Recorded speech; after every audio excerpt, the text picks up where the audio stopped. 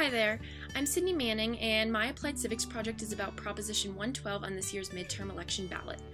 Because I turned 18 this year, I had the right to vote and assist in a political campaign I felt strongly about. And that ties into MPA-3.A, and that's my voting rights and the protections in the Constitution.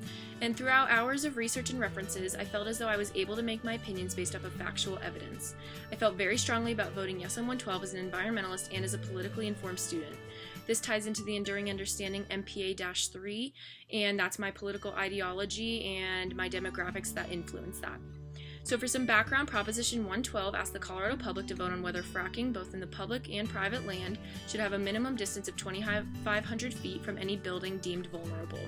A vote yes meant that this policy of 2,500 minimum distance would be put in place.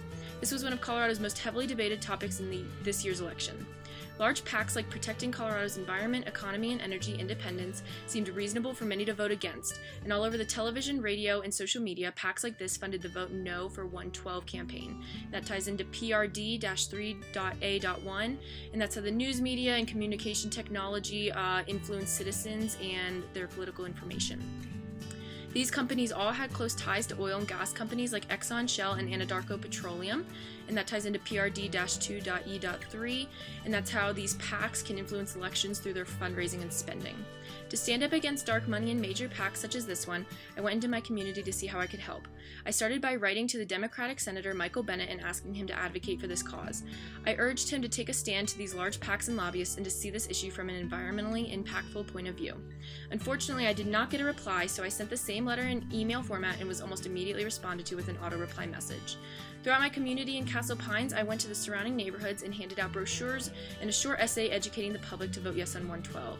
And that ties into PMI-5.G, and that's how these political actors can influence the public, so I was trying to influence them. I also stayed active on social media, utilizing both Facebook and Twitter to spread the word.